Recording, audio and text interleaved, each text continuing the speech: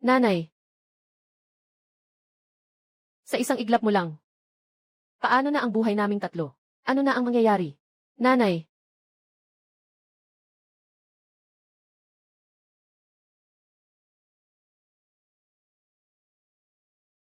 huwag mo kaming iwanan, nanay. Nanay, nasaan ito? Hindi ako sanay sa pamumuhay sa kalikasan. Nagatake ba ako ng makamandag na ahas? Talaga namang malas ako. 10 buhay na malas. Nag-asawa ako sa pamilya nyo.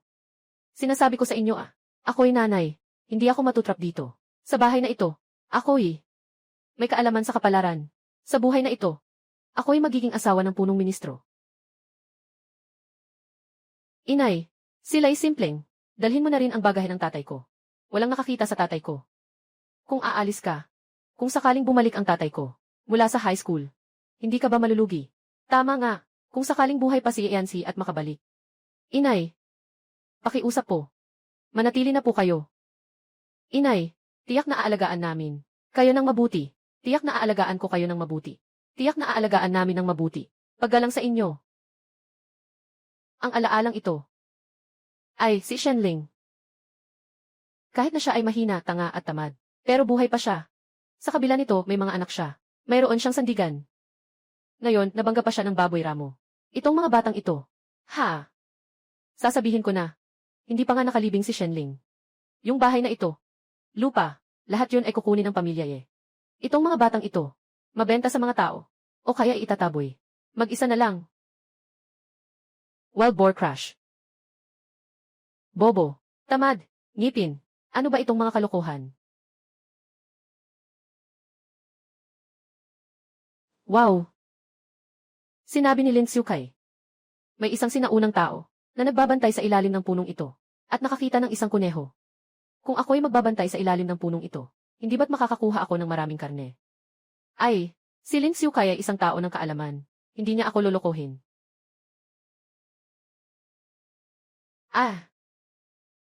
Baboy ramo. Baboy ramo. Tama si Lin Xiukay.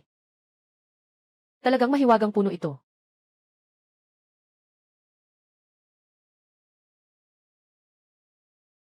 Ako, isang tunay na ahente ng Wolfang. Nabutaang nakatayo lang at naghihintay ng biktima. Nauntog pa sa isang baboy daga. At may 3 anak pa. Sa katawan ng isang hangal. Umalis ka na. Umalis ka na. Umalis ka na. Umalis ka na. Umusog ka sa gilid. Kuya. Huwag kayong gagalaw. Aking mga kapatid. Anong balak nyo? Dito ang bahay ko. Lumabas kayo. Alaynan, ang panganay ng orihinal na katawan ay may magandang ugali. Alam pa niyang protektahan ang tanga nitong ina at ang mga kapatid ng iyong pamilya. Ayon sa mga alituntunin ng pamilya hindi maaring ipasa ang dugo ng matatanda. Sa mga ari-arian at lupa, ang pag-uli sa tribo ay ngayon ay panahon ng tagutom. Ang hangal mong ina ay 3 na. Ang tatay nyo, matagal na rin siyang nasa daan papunta sa pagsusulit. Walang sinuman na mag-aalaga sa 3 bungangan nyo. Halika na. Bangkay ng tanga. At itong 3 bata, ihagis mo na. Tara na. Tara na. Tara na. Bitawan mo ako. Bitaw. Maliban, kung ang baboy ramo, na iyon, ay makabuhay muli. Natatakot na si Yelao at si Yamazi, si Yesanping at iba pa. Paganahin ang sistema ng emosyon. Mangyaring kolektahin ang mga emosyon tulad ng saya, galit, lungkot at takot. Palitan ng gantimpala. Kolektahin ang 500 puntos ng emosyon. Mangyaring tingnan. Sistema ng emosyon. Puntos ng emosyon. Nanay.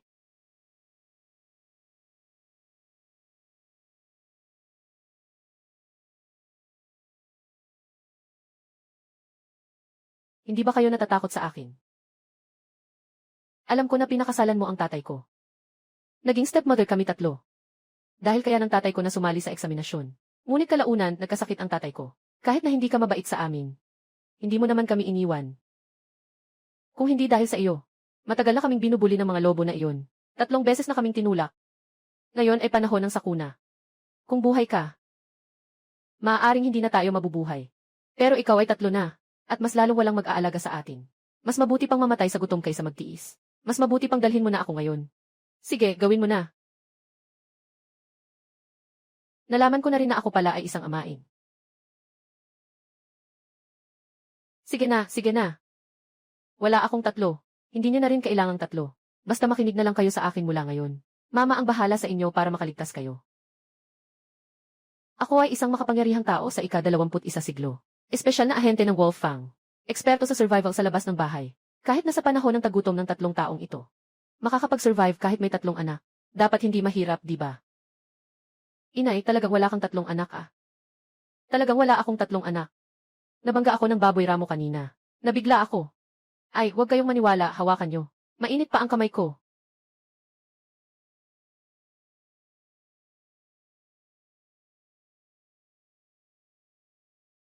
Mainit. Mainit ang kamay ng nanay. Ang ganda. Nanay. Nandito ka pa. Hindi na kailangang paalisin si Nana. Ah. Ang ganda, wala si nanay. Nandyan pa ang bahay. Hindi tayo paalisin. Nga. Ang stepmother ay nanay din. May pamilya lang kapag may nanay. Kaya naman, ako, si Shenling, ang naging nanay ninyo. Kaya gagawin ko ang lahat ng aking makakaya. Para gampanan. Ang tungkulin bilang isang ina.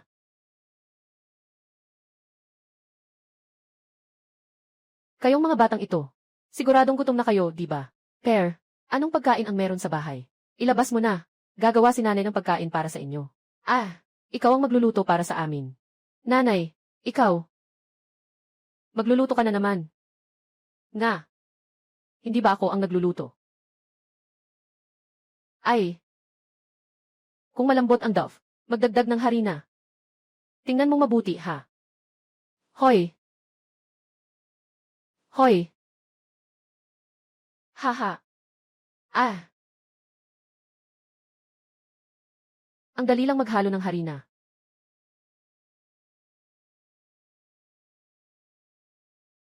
Talagang tanga yung may-ari. Haha, maniwala ka sa akin. Yung mga nakaraan ay pawang aksidente lang. Ang nanay ngayon ay mahusay magluto. Ihahatid ang lahat ng pagkain sa bahay. Ipapakita ng nanay ang kanyang galing. CJ.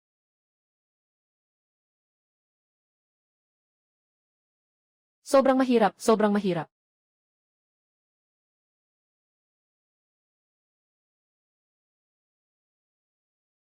Mga ligaw na gulay. Kamote. Ito. Fukang. Hindi. Ito, bukod sa kamote. Lahat ay pang-alaga ng baboy. Saan ang bigas, saan ang trigo? Ay.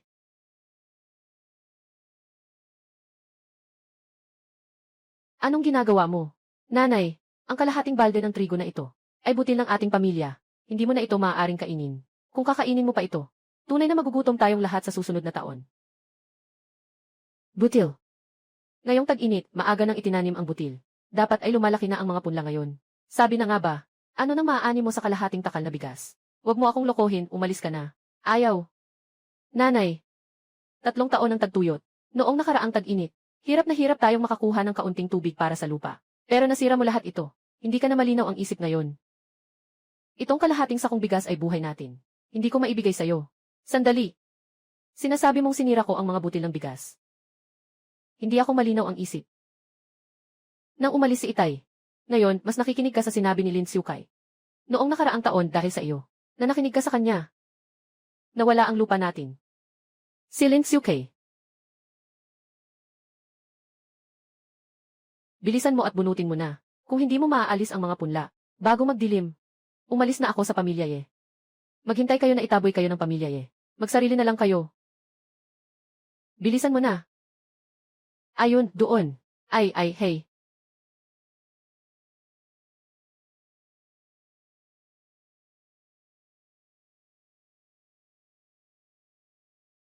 Sige na. Sobrang tanga naman ng orihinal na tao. Maghintay sa tamang pagkakataon. Magtulong sa paglaki ng mga punla. Napakabodong talaga. Nanay. Huwag kang magalit. Kumain ka ng kamote, kamote lang ang ibibigay sa'yo. Okay na kami sa mga butil. Huwag kang magalit. Ako. Nakatukoy ang sistema ng emosyon. Na pinadama ng host sa 3 magkakapatid na ikay. Ang takot. Nakakuha ng 400 na puntos ng emosyon. Ang mga puntos ng emosyon ay maaaring ipagpalit sa mga item. May sistema ako. May sistema ako. Ay, sistema. Ano ang maaari kong ipagpalit ngayon? Kuya, nanay. Baka naguguluhan ka. Ang halaga ng emosyon ay maaaring ipagpalit para sa mga sumusunod na bagay. 1 kilo ng baboy, 200 halaga ng emosyon. Sako ng bigas, 300 halaga ng emosyon. Isang pakete ng kamote, 100 halaga ng emosyon. 2 patatas, 50 halaga ng emosyon. Isang manok, 500 halaga ng emosyon. Diyos ko! Makakapagpalit ng napakaraming bagay. Ibig sabihin, binibigyan ko sila ng emosyon. Maaari silang makalikha ng halaga ng emosyon. Ganyan. Palagi kang nagpapakita ng karne. Haha. 200 emosyonal na halaga. Pwede kang makakuha ng 1 kilo ng baboy. Pero yung karne na mapapalit dito, paano ko ba ipapaliwanag? Sa 3 batang ito. Kuya. Inay. Ano ang sinasabi ni inay? Hindi kaya. Talaga bang na-shock siya ng baboy ramo? Nakuha ko na. Kahit ano paman, alam na ng lahat. Na ginawa ng orihinal na tao ang kabubuhan ng naghihintay sa isang patay na puno. Magdala ka ng ilang kilo ng karne. Sabihin mo lang na ito ay isang maliit na baboy na naaksidente. Ayos na sana yun. Ay naku. Dali, amil mo na lahat ng mga butil na ito. Gawin mong pulbos. Hindi ko na alintan kung anong klase ng butil ito. Babalik ako. Kung hindi pa ito na pulbos, ay aalis na ako sa bahay. Kayo na lang ang mag-isa. Tingnan natin kung sino ang mas mahalaga. Ako o ang butil na ito. Pupunta ka ba?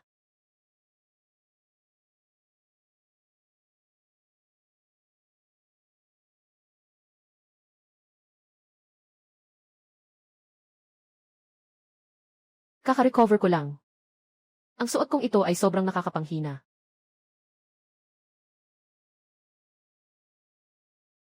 Kuya. Si nanay talaga, tamad na, tanga pa, at matakaw. Sa panahon ng tagutom, maswerte na kung may ipa tayong makain. Sino ba ang may lakas loob kumain ng puting harina? Kinain ni nanay ang binhi ng palay. Paano na tayo ngayon? Giling. Sa susunod, si kuya ang magdadala sa inyo para mamalimos. Aalagaan natin siya. Basta siya ay nasa bahay, may taniman tayo. Hindi tayo mapapalayas. Magtiis lang tayo. Malalampasan din natin ang hirap na ito. Ay, ang sarap naman. Aalis na si inay ha. Bilisan mo at tanggalin mo ang nakakabadrip na bagay na iyon. Buti na lang hindi mo naubos lahat. Ito ay malt. May kamot sa bahay. Kung ganun, pwede na akong gumawa ng malt syrup. Haha.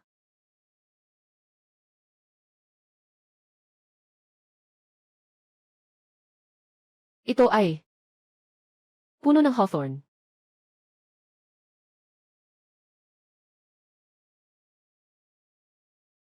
Totoo ngang hawthorn ang bunga. Kung ganun, pwede na akong gamitin ang ginawang maltose para gumawa ng tanghulo. Kung ibebenta ito sa labas. Kahit walang sistema, sigurado akong makakasurvive ako sa taong ito. Na puno ng hirap. Hihi. Sistema. Sistema. Nandito. Gaano karaming emosyonal na halaga meron ako ngayon? Nakatukoy sa host. May 900 na emosyonal na halaga ngayon. Kailangan bang palitan ang mga item? Palitan mo ako. Ng 10 kilo ng baboy. At saka, bote ng asin at paminta.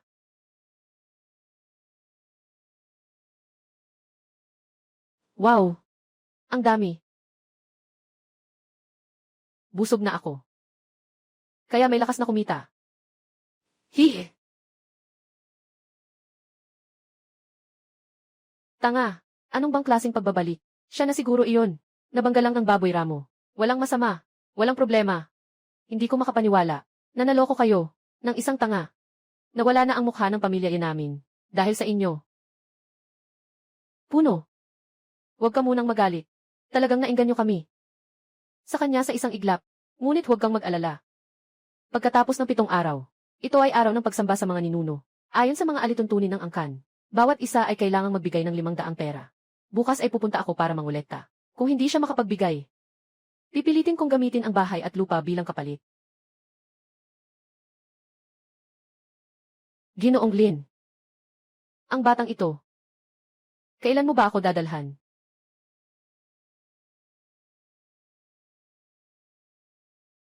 Pinakamadalang 3 araw. Yung hangal na si Shenling. Matagal na niyang sinang-ayunan sa akin. Na magiging asawa ko lang siya. Na ibebenta niya yung maliit na anak na babae sa Eja. Para maging alilan niyo. Tungkol naman sa 2 anak na lalaki. Ibebenta ko na lahat sa inyo. Para maging alipin ng pagong. Hahaha. Ang 3 batang ito. Lahat ay ibebenta sa Moonfall Tower namin. Para maging puta o alipin. Si Shenling. Kaya ba niyang pumayag? Hay, yung tanga. Nakikinig na sa akin. Inalis na lahat ng mga punla sa bahay. Pagkalipas ng ilang araw, wala nang pagkain sa bahay. Tamad at mahilig sa pagkain siya. Maliban sa ibenta yung ilang pasanin. Mayroon pa bang ibang paraan? Hahaha. At saka, gusto niyang maging asawa kong opisyal. Siyempre, kailangang makinig siya sa akin. Kayo naman, ang hinihintay lang ninyo ay makapanghuli ng tao. Ay naku, manggagawa ng kaalaman. Talagang manggagawa ng kaalaman. Ah, mataas. Talagang mataas. Kaya ako ay naghihintay na makatanggap ng tao. Alaynan, haha. Halika. Halika. Iniinom kita. Ay naku. Aka. Pumasok ka.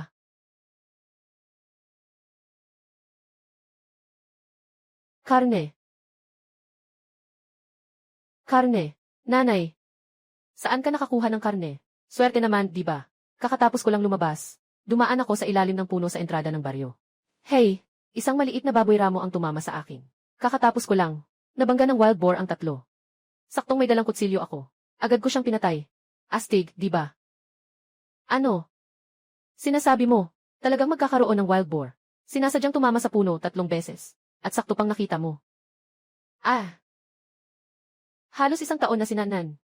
Na hindi kumakain ng karne. Kumain. Sa pagkakataong ito. Kumain ng malaki. Kumain na tayo ng karne. Ito, ang nanay ay napakaastig. Marunong pa ng martial arts. Ito ba talaga ang ating nanay? Ang galing mo talaga, Neni. Siyempre naman. Sa dami ng taon mong pagiging espesyal na sundalo. Hindi yan basta-basta. Kahit na marunong kang mag-martial arts. At sobrang galing pa. Ito pa ba yung hangal na yun? Ikaw, sino ka ba talaga? Ako si Shenling. Sasabihin ko sa'yo, huwag mong isipin na dahil walang lalaki sa bahay namin, ay pwede mo kaming apihin. Matagal ko nang pinanatili ito, para lang sa kaunting laman. Kung susubukan mong agawin ito sa amin, gagawin ko ang lahat para makuha ang 3 iyon. Hoy, ikaw. Huwag ka nang manloko. Nananatili kaming nagbabantay mula bukang liwayway hanggang ngayon. Wala kaming makita kahit anino ng baboy. Saan ba talaga nanggaling ang karne mong ito? Matagal na akong nagbabantay, pero kakaunti lang ang karne na nakuha ko. Kayo palang nagbantay 1 araw, tapos gusto nyo na ng maraming karne. Kung talaga namang maraming magagandang bagay, di sana araw-araw na lang pwedeng magpasikat sa karne ang buong baryo. Di ba? Tama nga, hindi naman araw-araw tatama sa puno ang baboy na ito. Kung ganito lang lagi ang magandang bagay, hindi naman pwedeng araw-araw meron. Nga. Siyempre, hindi. Araw-araw may ganitong magandang bagay. Kung gusto mong kumain ng karne, magtiyaga ka lang. Maghintay ka pa ng kaunti araw-araw. Baka sa 1 araw, may mangyaring nababangga ang baboy ramo sa puno. Naghihintay na kayo na kunin yan. Halimbawa, ngayon. Parang may nangyayari sa bahay ko. Uuna na ako, ha? Ako, may mga bagay din sa bahay ko. May mga bagay din kami ng misis ko. Ay, aalis na ako.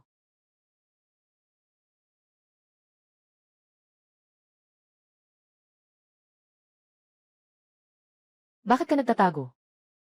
Hindi ka nanay ko. Sino ka ba talaga? Hey, ikaw, maliit na kuneho. Kakatapos ko lang ipin ng karne sa'yo. Ngayon, hindi mo na ako kilala. Tama ba? Pero nanay, never learned martial arts. Nor will I care about us. That person of mine. Of course I won't have martial arts. That was just because he wanted to steal our food. I fought with all my might. Ako ang nag-isip ng labis. Sobrang sabik siya. Siguradong gusto lang niyang protektahan ang karne. Paano niya kami mapoprotektahan? Sige na, sige na. Ang late na. Bilisan mong kumain ng bao at matulog na. Bilisan mo.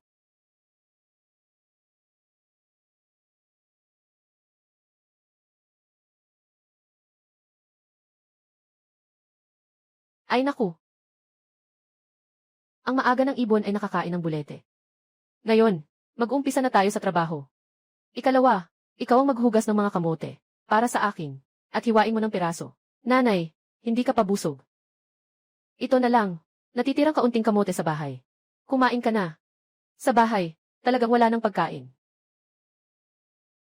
Hey, gagawin ko kung anong utos ko. Bakit ka pa ang dami mong sinasabi dyan? Gawin mo na. Inay.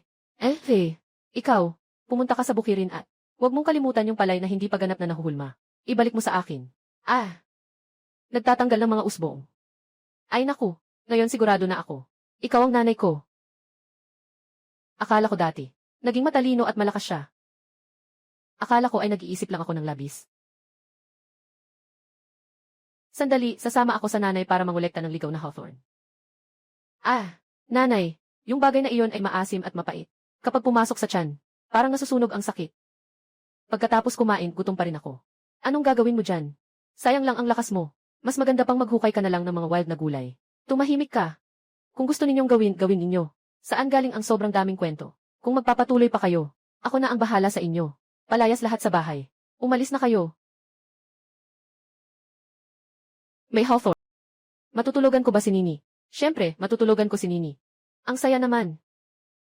Nanay.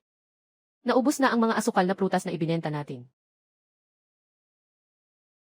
Nanay. Ito ba ang bagong ginawa mong mga kumot? Siyempre, kumikita tayo sa pagbebenta ng mga asukal na prutas, di ba? Iniisip ko lang na, para sa atin, palitan natin ang mga bagong unan. Pagkatapos mahabol ni nanay ang mga tahi. Sa gabi, pwede na tayong matulog gamit ang bagong unan. Talaga, nanay. Ang galing. Makakapagtabing na ako ng bagong kumot sa gabi. Sa taglamig na ito, hindi na ako mag-freeze. Nanay, ang bait mo. Ikaw nga. Tama nga. Sa pagbebenta natin ng candy apple, magkano ang kinita natin?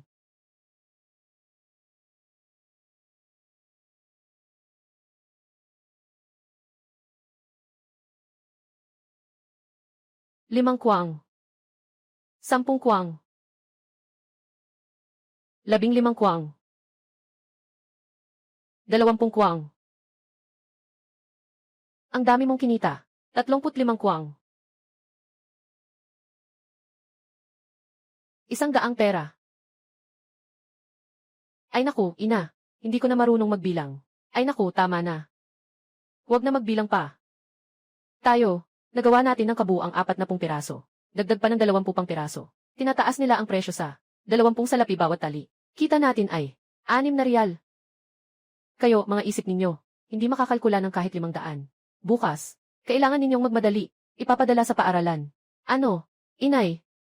Bukas mo kaming ihatid sa paaralan. E di ano pa? Kayo kasi, mas matanda pa sa isa't isa. Hindi pa marunong magbilang ng hanggang 500 na numero.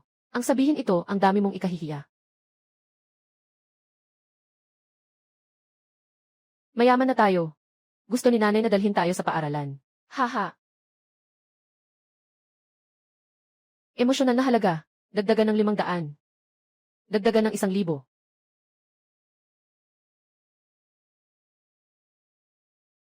Shenling lumabas ka dito.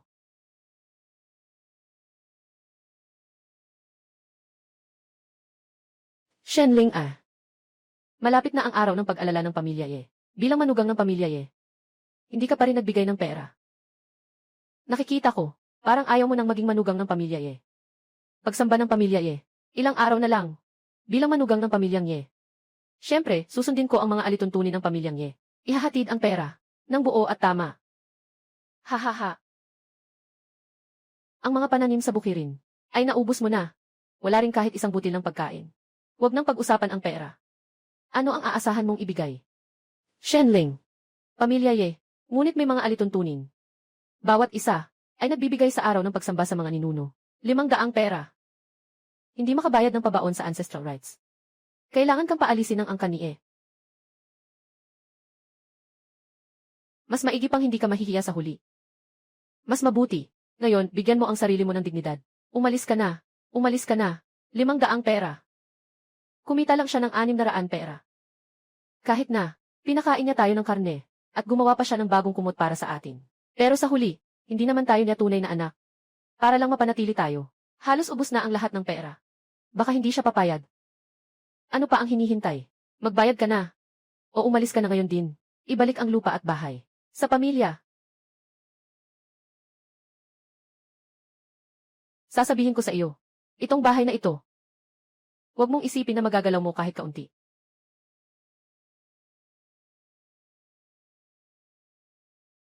Dalhin mo na.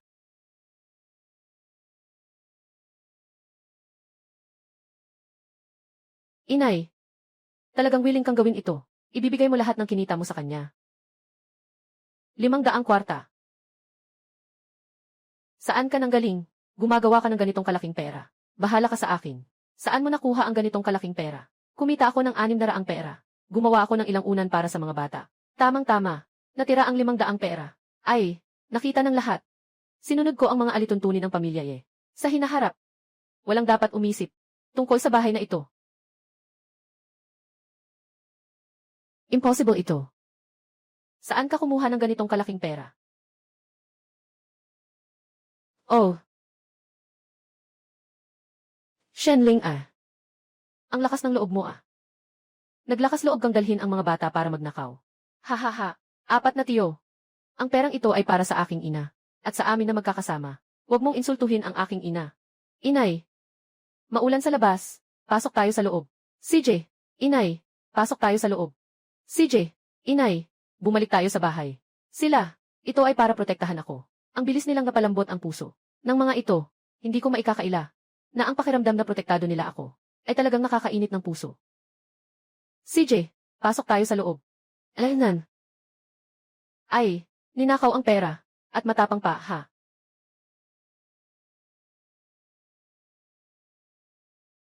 Old 4. Ay.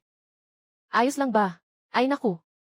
Lolo Si Shenling isang beses lang kumita ng 600 pera. Kahanga-hanga talaga ito. Ang pinakamahalaga ngayon. Dapat agad sabihin sa clan leader. Kung ayaw niyang umalis sa family. Yung perang nakinita niya. Kung hindi gagamitin para magpasaya. Sa buong pamilya ni Sa buong angkan. Siguradong hindi siya makakalimutan.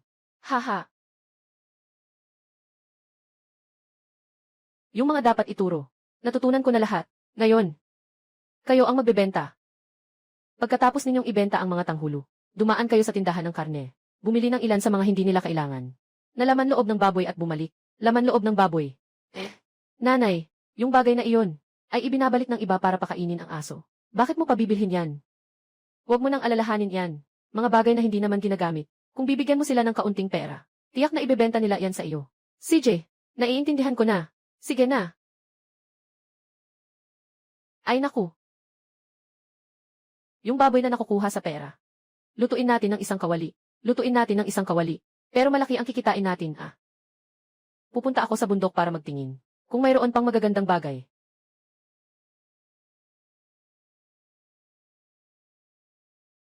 Wow! Ito talaga ang tunay na wild mushroom. Kapag dinala ko ito pabalik para ipasok sa hotpot, siguradong sobrang sarap. Hotpot na may lamb. Ang bango-bango. Nga, may sistema ako. Hihi, mag-aalaga ng isang munting tupa.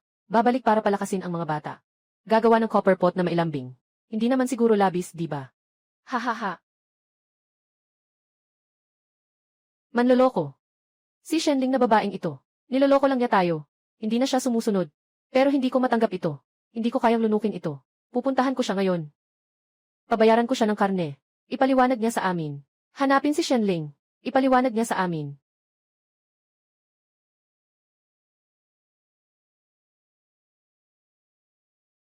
Sistema. Gusto kong magpalit ng isang maliit na kambing. At isang tanso na kaldero. Nakuha na, napalitan na. Ang cute na maliit na kambing. Hintayin mo akong kainin ka. Noong nakaraang beses sa survival sa labas, pumatay ng tupa. Mga 6 na buwan na ang nakalipas. Hindi ko alam kung sa panahong ito. Nawala na ba ang galing ko? Shenling, lumabas ka dito. Tupa. Shenling, saan mo nakuha yung isang tupa na yan? Ay, swerte talaga. Sa ilalim ng puno sa bundok, parang baliw yung tupa na iyon. Biglang sumugod. Naduling bigla, huwag mo kaming lokohin. Nandoon kami, naghintay ng 5 araw at 5 gabi. Ni isang balahibo ay hindi namin nakita. Pero ikaw ay may buong tupa. Nandoon kami, nagugutom at giniginaw. Samantalang ikaw ay araw-araw na kumakain ng karne sa loob ng bahay. Ito ikaw, natatapat ka ba sa iyong konsensya? Sinasabi ko na bobo kayo. Ang dami niyong tao, na nagbabantay sa isang puno. Tatangkain pa bang lumapit ng baboy? Saka, sinasabi ko sa inyo huwag mo akong pag-usapan ng konsensya. Yung 3 anak ko, halos nagugutom na, at hindi ko kayo nakita, na nagbibigay sa kanila ng kahit isang butil ng pagkain. Sa panahon ng tagtuyot, huwag mong subukang gamitin ang moral para blackmail ako. Tumahimik ka. Ikaw ang nagpasakit sa amin ng 5 araw na pagtitiis. Kailangan mong magbayad sa amin. Itong tupa. May napagkasunduan na kami. Tama, Tara. Sino nang may lakas ng loob? Huwag niyong apihin ang nanay ko. Hey, maliit na kuneho. Sa tingin mo, kaya mong pigilin ako. Tama na, umalis ka na. Yikay. Mga kababayan, hatiin ang tupa. Akin. Lumayo kayo.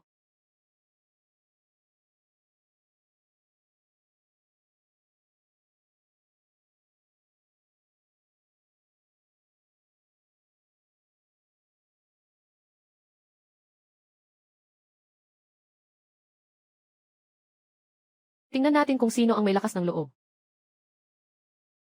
Nabaliw na. Hindi ba't kailangan nating hatiin ang mga tupa? Halika na, hatiin na. Sino man sa inyo ang muling mang-aapi sa aking ina? Makikipaglaban ako sa inyo. Shenling. Lahat ay mga kapitbahay. Hindi ba't dahil sa isang tupa? Kailangan mo pang patayin kami. Huwag mong sabihing isang tupa. Kahit na isang butil ng pagkain. Sa taong ito ng tagtuyot, maaaring makapagpalit ng buhay ng ilang tao. Wala kaming 6 kahit isang butil. Pero mayroon kaming 4 na bibig.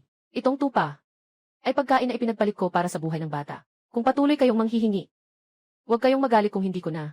Isasaalang-alang ang ugnayan ng mga kababayan. Ang tupa na ito ay may hindi kilalang pinagmulan. Kung ayaw mo, mag-ulat kami sa mga otoridad. Ayaw mong pakainin kami. Huwag mo ring asahang makakain ka. Mag-ulat kami. CJ, kayo ay mahigit 10 tao. Pumasok sa bahay namin. Ano ang pinagkaiba sa mga magnanakaw? Ang aking mga tupa ay dumating ng maayos.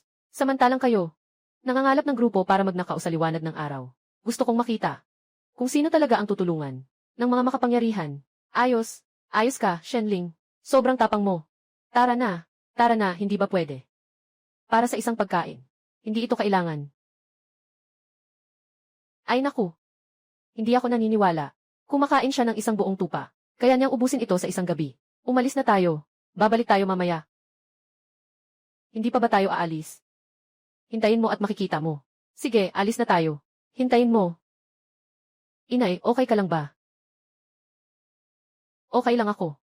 Ang galing niyo kanina. Talagang anak ng ina. Inay. Ikaw, dugo ka. Ikaw, ang dami mong dugo. Ayos lang. Dugo ito ng tupa mula sa katawan ng nanay. Walang takot. Nahuli kami sa pagbabalik. Sila ang nagtago ng karne. Bola-bola ka. Nakatago nga ang karne dito. Siguradong kinuha niyo ang karne. Nahanap ko na ito ng ilang beses. Walang kahit isang piraso ng karne. Walang paraan na makakakuha kayo ng pera sa amin. Tumahimik ka. Punong barangay. Dumaan lang kami sa paligid. Ito bang karne ay karne? Wala kaming kinalaman dito. Dumaan. Sino bang mabuting tao ang dadaan sa bahay namin sa gabi? Binubuksan ang bahay namin ng ilang beses. Sasabihin ko sa inyo, kayo ba ay palaging nangunguha ng karne sa langit? Gabi na, pumupunta kayo para magnakaw. At nagdadala pa kayo ng lason para sa amin. Sasabihin ko sa inyo, kung magrereklamo kayo sa gobyerno, malaking kasalanan iyan. Wang Gu. Ang katotohanan na ninakaw ninyo ang karne ay malinaw na. Samantalang hindi pa sila nagreklamo. Mabilis na ibalik ang nakatagong karne sa kanila. Dahil sa mga tao sa nayon. Sa pagkakataong ito, maari silang bigyan ng pagkakataon. Hindi na namin hahabulin pa ito. Ito ang aming pag-amin. Pumunta kami para magnakaw ng karne. Pero, hindi namin nakita. Kahit isang piraso ng karne. Ay naku. Shenling. Siguradong si Shenling yun. May pinlano siyang bitag. Itinago niya yung karamihan sa tupa niya. At siniraan tayo na nanghuli tayo ng karne. At saka, nang huthot sa atin. Inaasahan ko na hindi ako nagkasala.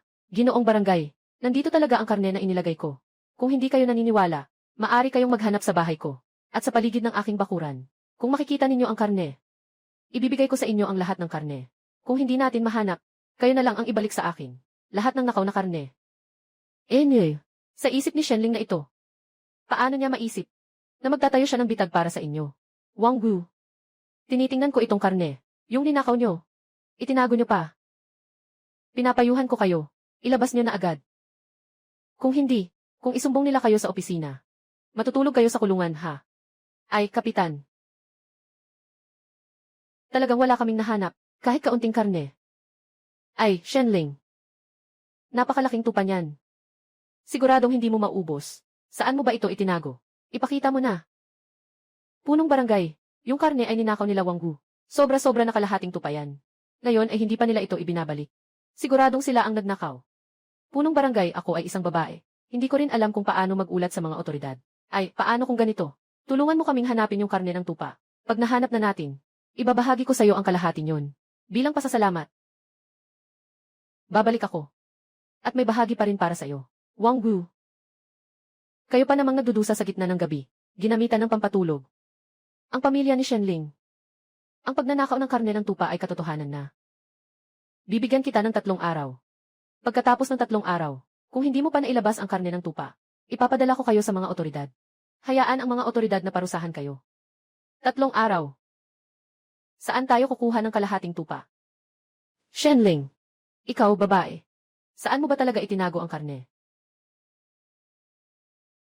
Nawala na ang karne. Kung hindi ninyo ito ninakaw, sa pampabango na ibinibigay ng sistema, epektibo talaga. Pag nilagyan mo, halos mawala na ang amoy na iyon. Inay, ang daming karne. Hindi talaga kasya sa bahay namin. Sino ba ang nagsabing ilalagay dito sa bahay namin? Ay, sa likod ng bahay ni Wang Wu. May isang abandonadong pugad ng aso. Sa loob ng pugad na iyon, maraming kalat ang inilagay. Habang madilim pa, gamitin mo itong mga bagay na ito.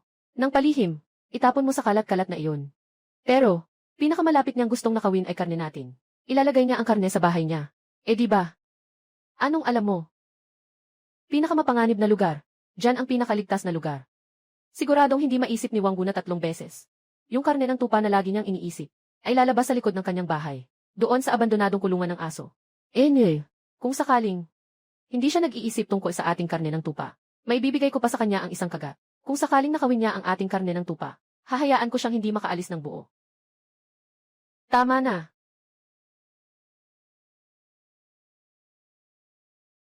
Kung sakaling magtagumpay kayo sa hinaharap, anong buhay ang dapat pangbantayan? Tandaan mo, maari itong ilagay sa bahay namin. Sinasabi ko sa'yo, walang sinuman ang magtatangkang magnakaw. CJ, tandaan ko, kung sakaling may magandang bagay sa hinaharap, siguradong ilalagay ko sa bahay mo. Mag-alala ka lang. Pagkatapos ng 3 araw, kung hindi nila ibabalik ang karne, ipapadala ko sila sa opisina ng gobyerno. Salamat, Kapitan. Aalis na ako. Alaynan.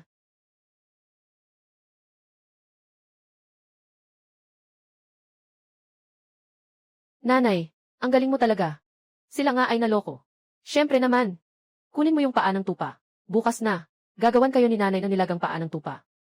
Nilagang paa ng tupa. Hindi pa ako nakakain. Pero siguradong masarap. Pag naluto mo, malalaman mo kung masarap o hindi. Matulog na tayo. Ay.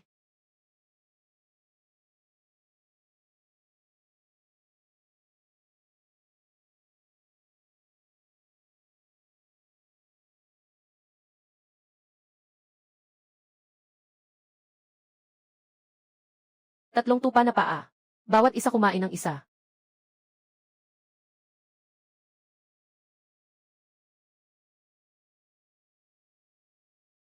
Kuya. Anong nakatitig ka dyan? Kain na agad. Inay, ayaw kong kumain ng tupa. Kain ka na. Sapat na sa akin ang siopao. Nakatitig na ng ganito ang mga mata. Sabi pa na ayaw niyang kumain. Kumain ka na. Ayaw ni nanay ng ganito.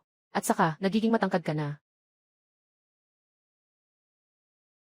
Naramdaman ng host na naantig si Ikay.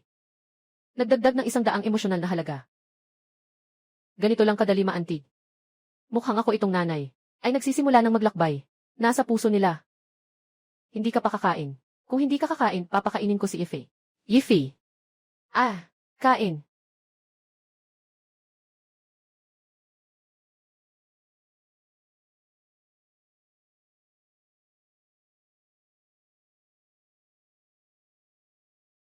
Ikaw na mapanganib na babae. Lumabas ka na rito. Bilisan mo. Ilagay mo na, ilagay mo na. Bilisan mo, ilagay mo na.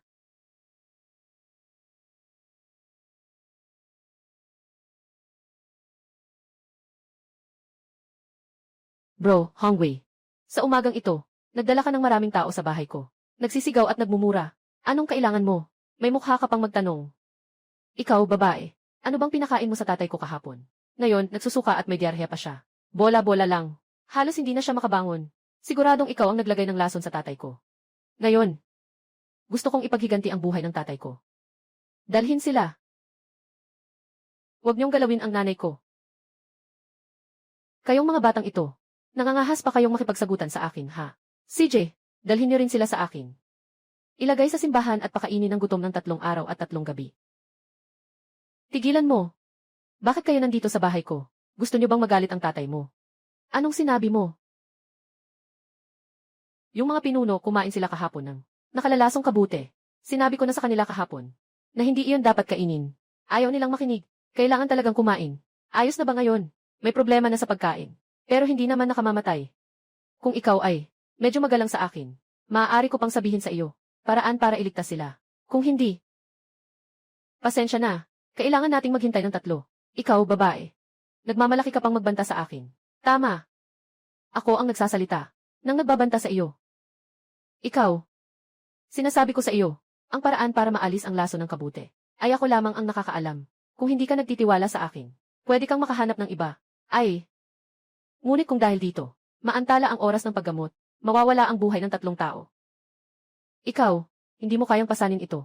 Ikaw, isang hangal na babae, naglakas loob ka. Ginoo. Mahalaga ang iligtas ang tao. Ngunit sinabi niya ito ngayon, nalabag sa batas. Maraming dahilan para parusahan siya pagkatapos. CJ. Ngunit limitado ang aking pasensya. Magsabi ka na agad ng paraan para magpagaling. Aba, bago ang gamot. Mayroon pa akong isang kondisyon. Yikay, kumuha ka ng tinta at brush.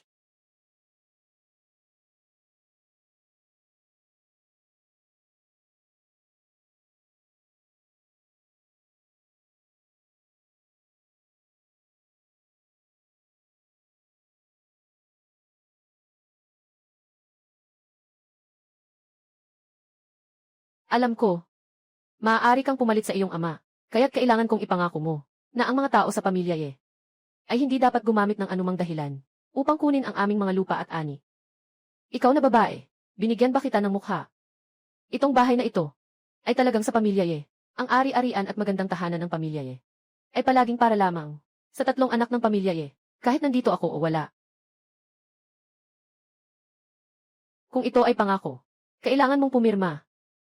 Kung hindi, hindi ko sasabihin ang paraan para iligtas ang nakakalaso na kabute. Sige, pipirma ako.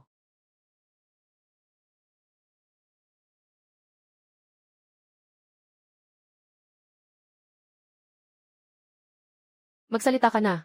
Bumalik ka na ngayon sa iyong ama. At yung mga kumain ng laso na kabute.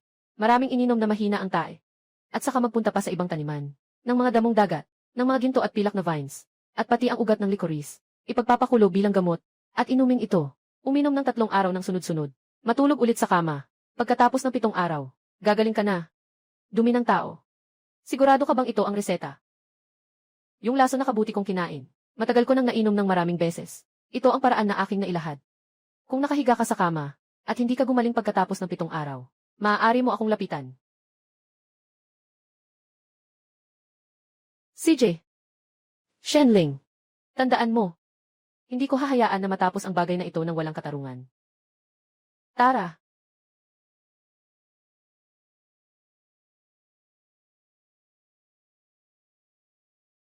Siyempre, hindi gamot ang dumi. Kundi nakakapagpasuka lang ito. Dagdagan pa ng isang mangkok ng laxative. Suka at dumi. Ang pakiramdam nito, isipin mo nakakabaliw.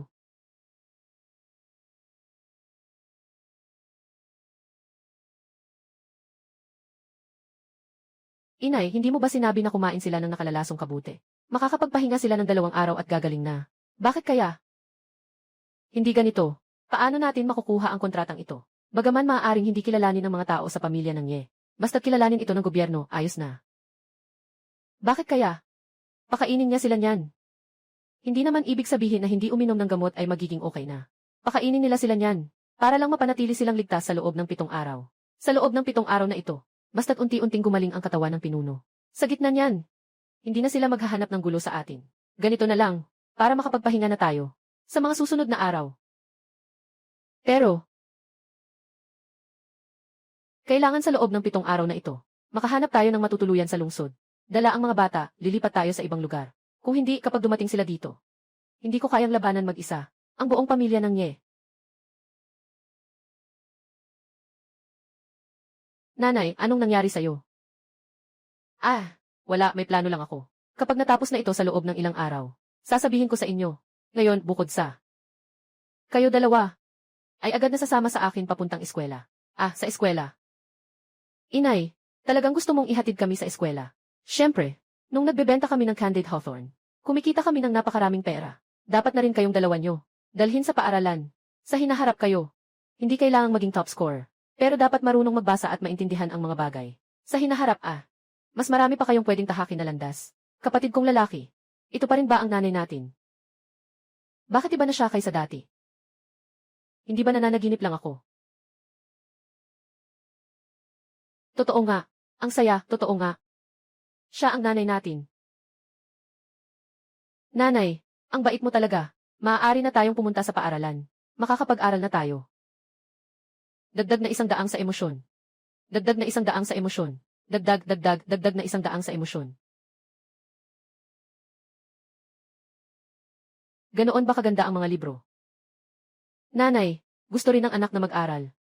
CJ, pagkatapos ng 1 taon, mas lalaki na si Nanu. Ipapadala ka na ng nanay para mag-aral. Talaga, ipapadala ng nanay ang 2 kuya mo sa paaralan. Magiging maayos ka lang dito sa bahay.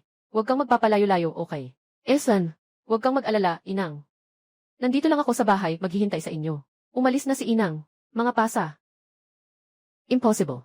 Hindi salot ang nakuha ng bata. Tiyak na hindi. Salot. Ito ay may salot, ngunit ito ay susunugin ng buhay. Salot. Nakita mo na ba? Narinig ko dati mula sa mga dayuhan. May mga tao roon na nagkasakit ng salot. Ang mga sintomas ay eksaktong kapareho ng kay anak. Pagkatapos yung tao ay nasunog. Nasunog ng buhay. Tama, nasunog. Kapag nagka-epidemya, kailangan talagang sunugin. Inay, hindi naman epidemya ang nakuha ni anak, di ba? Hindi. Masusunog. Huwag kang mag-alala. Hindi kailanman hahayaan ng ina na masunog ka. Baka naman nakatira ka sa bodega at nahawa ka ng salot. Doon ay malamig at basang-basa. Tiyak na may lalabas na daga. Baka ketong o peste.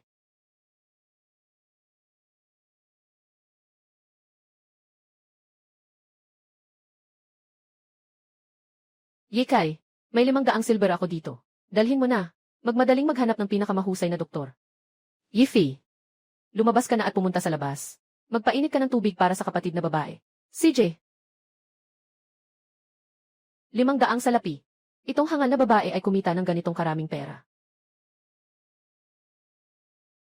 Nanay. Ginoong Lin. Kailan ka dumating? Nung sinabi mong, nang sinanan ay may sakit na peste. Ako na ang nandito. Kapag nagkaroon ka ng peste, hindi basta-basta. Kailangan kang sunugin ng buhay ng 3 beses. Sayang naman. Huwag nang magsalita pa. Ano ba talaga ang kailangan mo para makaalis ka? Madali lang. May utang akong 500 pera kay Lola Lee. Kung ibibigay mo sa akin ang perang ito, iisipin kong ang batang iyon ay 3 taon na. Tungkol sa pagkakasakit niya, hindi ko ito ipapaabot sa iba. Hindi pa sigurado ang kapatid kong babae. Kung ito ay sakit na nakakahawa, huwag kang magbula. Hintayin niyo munang makumpirma. Masyado nang huli para dyan. Kung sumigaw lang ako ngayon, darating ang mga tao sa nayon. Makikita ang itsura ng kapatid mo. Kahit hindi siya salot, ituturing pa rin siyang salot. Kailangan lang ng isang apoy. Bang! Wala na. Huwag na masyadong mag-aksaya ng salita. Hawakan mo ang pera, at umalis ka na. Matagal ko nang narinig na kumikita kayo sa pagbebenta ng mga tanghulo. Akala ko pa ikot-ikot lang sa baryo ang mga tao. Hindi ko akalain na totoo pala. Shenling, binangga ka ng baboy. Mas naging matalino ka pa. Tumigil ka na. Sige, aalis na ako. Sige, aalis na ako. Pero, sa mundong ito, walang pader na hindi matutunugan. Yung batang yon tungkol sa sakit na peste. Sa huli, malalaman din ng lahat. Pinatay siya sa pamamagitan ng pagsunog ng buhay. Darating ang araw na mangyayari yan. Haha. Pumasok sa bahay.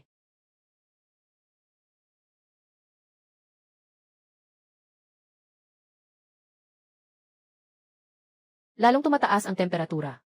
Ang pinakamahalaga ngayon ay mapababa ang lagnat niya. Sistema. Gusto kong magpalit ng gamot na pang-antibiotic o kaya ay mga iba pang gamot, droga para sa lunas ng salot. Antibiotics. Hindi kabilang sa mga gamit ng panahong pinagmulan nito. Tanging ang sistema ay makakapagbigay ng mga sangkap tulad ng balat ng saluyot para sa pagpapababa ng lagnat at kaalaman sa paggamot ng bulutong tubig at salot. Kasama ang detalye ng mga gamot. Magpapalit ba kayo?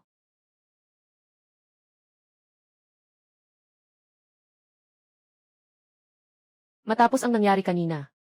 Siguradong may galit si Lin Xiu sa akin. Sa tingin ko, may sama ng loob siya. Pero dahil may pera ako, malamang hindi siya gagawin ang anumang masama sa akin. Kaya kailangan ko lang siyang bigyan ng konting pabor. Para hindi niya sabihin na nagkasakit si Nanan. Pero natatakot ako na malaman ng ibang tao sa baryo. Hindi pwede. Kailangan kong magmadali. Nagamutin ang sakit ni Nanan.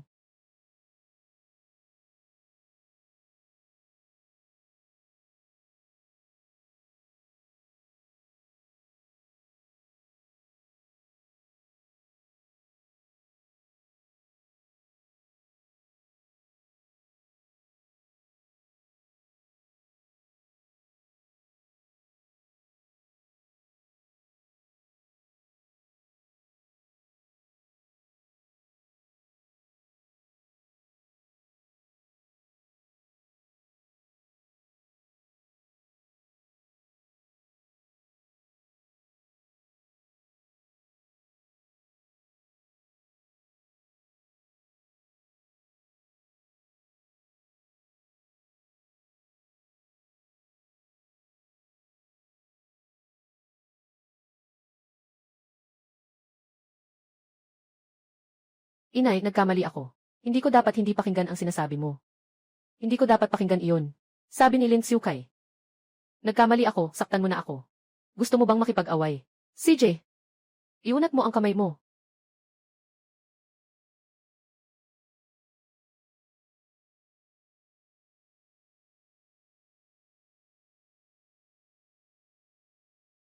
Alaynan. Nanay. Ano ito? Napakatapang ninyo. Naprotektahan ang kapatid. Dapat kayong bigyan ng gantimpala. Ngunit kailangan ninyong tandaan. Sa paggawa ng anumang bagay, dapat ay mag-isip ng mabuti. Huwag kailanman magpadalos-dalos. Upang maiwasan ang walang kabuluhang sakripisyo, alam ba ninyo? Alaynan. Tayo na. Salamat, nanay. Napakabait mo. Nagdagdag ng 200 emosyon.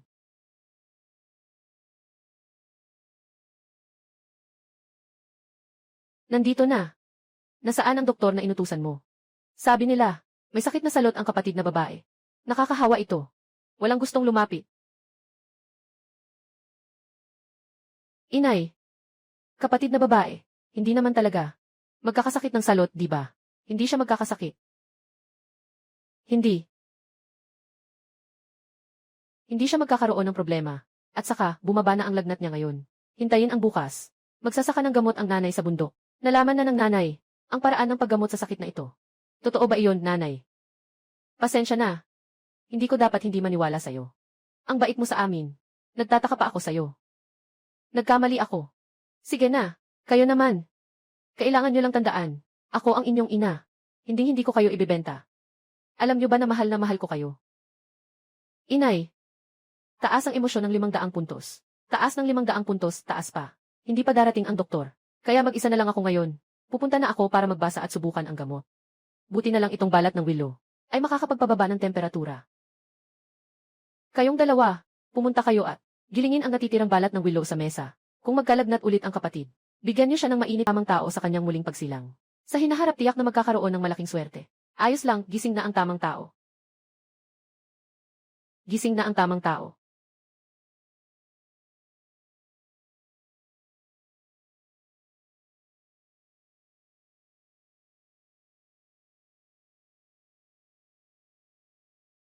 Ay naku, sa wakas gising ka na. Huwag. Pwede bang malaman kung sino kayo? Nasaan ba ako? Ako ay mula sa dakilang Kian na bansa. Pinuno ng Jin Wei, dahil sa pagligtas mo sa akin. Nahulog ka sa bangin. Nasaktan ang ulo mo. Nakakoma ka na ng kalahating taon. Ngayon ay nakatira ka sa aking tahanan. Sa panahon ng iyong pagkakoma, nailabas na ang resulta ng pagsusulit. Nakapasa ka. Yi Yanzi. Sa ngayon, ikaw na ang bagong top-notcher ng Dakyan. Valedictorian. Valedictorian na ako. Nasa mataas na paaralan na ako. Nakapasa sa pagsusulit. Ha. Sa loob ng 6 na buwan ng iyong pagkakoma, patuloy akong nagpadala ng tao para alamin ang iyong pinagmulan. Hanggang ngayon lang nakuha. Tungkol lang ito sa iyong tagumpay sa mataas na paaralan. Hindi pa ito na ipaalam sa iyong pamilya. Ginoong Pinuno, paano naman ang 3 kong anak? Nabubuhay pa ba sila? Nabubuhay pa silang lahat. Ginoong Pinuno, ngayon ay panahon ng tagtuyot. Hindi ko alam, paano ko mapapangalagaan ang 3 anak ko. Nais ko lang silang alalahanin. Ginoo, maaari mo bang ayusan ako ng mabilis na kabayo? Para makauwi ako. Nais ko lang. Mabilis, tumayo ka na. Ngayon, ikaw ang top scorer sa high school. At saka, tulungan mo pa akong buhayin. Nakapag-ambag ka na ng malaking bagay. May espesyal na pahintulot mula sa emperador. Bigyan ka ng isang pangkat ng mga tagapagbalita. Kasama ang hukbo mo, magpapunta ka na sa iyong bayan. Ngunit dahil nag-aalala ka para sa bata, at dahil may utang na loob ako sa iyo, tiyak na ipapaabot ko ito sa emperador para sa iyo. Ngayon ay ayusin ko ang mabilis na kabayo para makauwi ka. Siyempre, ang parada ng mga nagtapos na umuuwi upang ipahayag ang kanilang tagumpay, ay mabilis din na naglalakbay. At agad na darating. Salamat, Emperador. Salamat, Ginoo. Mga bata, dapat ay maghintay kayo sa pagbabalik ng ama.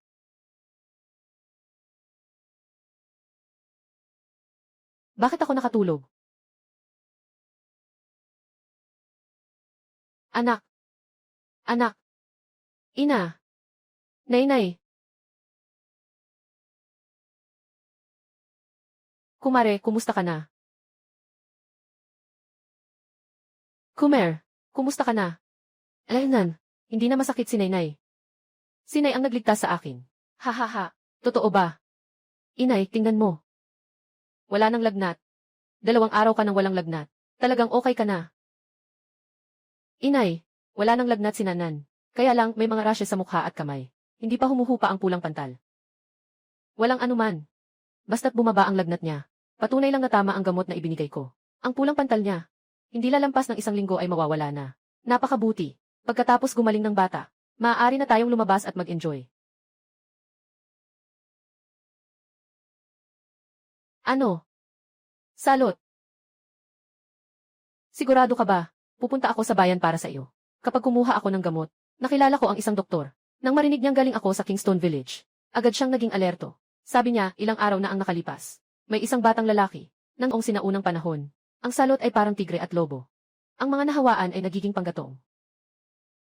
Ayon sa kaugalian ng mga ninuno, lahat ng nahawaan ay dapat parusahan ng apoy. Una, upang maputol ang pinagmulan ng salot, at upang protektahan ang kapayapaan ng buong nayon. Pangalawa, para sa purong apoy. Upang mag-alay at humingi ng tulong sa mga Diyos. Ngunit ang manugang ng pamilya iyan na si Shenling ay hindi nag-alintana sa kaligtasan ng buong nayon. Hindi pinansin ang pagkalat ng sakit sa mga bata. Kami, ang pamilya Ye, ay nagtatag ng batas na ito. Dapat bigyan ng paliwanag ang buong nayon.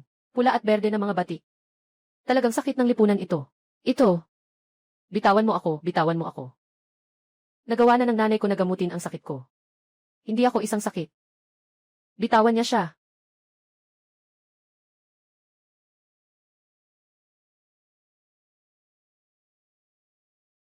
Sino mang mga has nasaktan si Nanan? Makikipaglaban ako sa sinuman. Inay.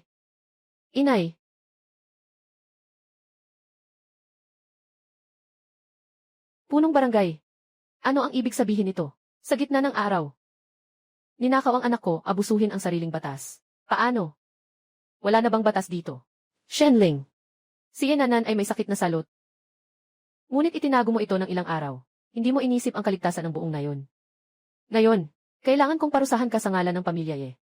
At bigyan ng paliwanag ang buong nayon. Para sa lahat. Sa pagkakaalam ko, hindi kailanman nagkaroon ng pagkalat ng salot sa baryo. Ibig sabihin, wala ni isa sa inyo ang nakakita ng salot ng personal at ni nakaranas nito. Bakit kayo sigurado? Ang anak ko ay may salot. Shenling, matigas pa rin ang iyong bibig. Tingnan niyo mga kaibigan. Itong batang ito, may mga pasa at pulang rashes sa mukha. At nakikipag-usap sa mga dayuhan tungkol sa mga pasyenteng may salot. Sobrang pareho nga. Para sa akin, siya ay parang sinapian ng masamang espiritu. Ikaw, Shenling, ikaw masamang babae. Alam na alam mong may sakit ang anak mo. Hindi mo lang ito inireport. Itinatago mo pa siya sa bahay. Gusto mong, idala kami lahat. Sabay-sabay tayo. Nga. Gusto mong isama kaming tatlo. Makinig kayo sa akin. Noon, akala ko pa nga na ang anak ko ay may sakit na peste. Ngunit kalaunan sa pamamagitan ng paggamot sa gamot, nalaman ko na hindi siya nahawaan ng salot, kundi isang uri ng impeksyon sa bakterya, na nagdulot ng pamamaga. Sa pamamagitan ng paggamot sa gamot, mabilis na siyang gumagaling. Anong bakterya? Hindi namin maintindihan. Shenling, sinasabi mong walang kwenta. Nagsasabi ka ng peke. Nagsasabi ka ng peke. Nagsasabi ka ng peke, peke, peke. Yung kapatid ko may rashes. Nagamot na ng nanay ko gamit ang damo. Tingnan nyo, maayos pa ang kanyang kalagayan. Sinasabi niya sa mga tagalabas, yung mga sintomas ng sakit, hindi talaga pareho. Kung ito ba ay sakit, hindi niyo na masasabi. Yung sinasabi ng tagalabas, yung may sakit ng sakit. Nagsimula rin ito sa pag-init ng katawan at paglabas ng rashes. Katulad ng sintomas ng batang ito. Pareho na pareho. Ang usaping ito ay tungkol sa buhay ng daan-daang tao sa buong nayon. Ngayon, walang sinuman ang maglakas loob na maniwala sa inyong isang panig na kwento. Mas mabuting maniwala sa mayroon kaysa sa wala. Ngayon, kailangan ng tatlo. Bitawan mo ako. Nararamdaman din ng lahat, di ba? Simula nang bumalik si Shenling, na may masamang hangarin. Napaka-evil niya. Sino ang nakakaalam kung anong mahika ang ginamit niya para mapabuti ang pakiramdam nitong batang babae? Mukhang mas maayos na ang kanyang kalagayan kung paniwalaan natin siya. At kumalat ang salot, lahat tayo ay mapapahamak. Ang aking mungkahi ay sundin na lang ang mga patakaran sa baryo. Agad na sunugin si Yenanan. Huwag hayaan na ang isang patak ng dumi ng daga. Masira ang isang palayok ng lugaw. Sunugin si San na masamang espiritu. Huwag hayaan siyang makasakit sa atin. Sunugin siya. Sunugin mo siya, sunugin mo siya. Shenling, gusto ng pamilya mo ng tatlo. Huwag mong isipin na madadala mo ang buong baryo para makasama ka sa libing. Mga kababayan, makinig kayo sa akin. Sunugin mo siya. Sunugin ang tatlong pesteng espiritu. Sunugin siya. Nanay. Huwag mag-alala, mga kababayan. Kami, ang pamilyang Ye, ay tiyak na susunod sa kagustuhan ng bayan. Para bigyan kayo ng paliwanag. Tawagin ang tao. Sindihan mo. Huwag. Nanay. Nanay. Natatakot ako. Nanay. Nanay, natatakot ako. Bitawan niyo ang kapatid ko. Makikipaglaban ako sa inyo. Yekay. Tumigil ka. Tingnan ko kung sino ang may lakas na gumalaw sa duto. Tingnan ko kung sino ang may lakas na gumalaw kay Nuan. Inay.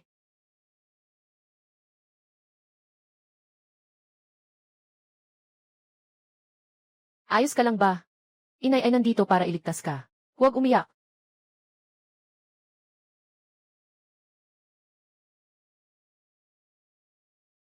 Shenling. Tigilan mo na ang pagsisikap. Tatlong bata ang nasa panganib. Kaya bang mailigtas sila? Kayo. Sa aking mag-isa.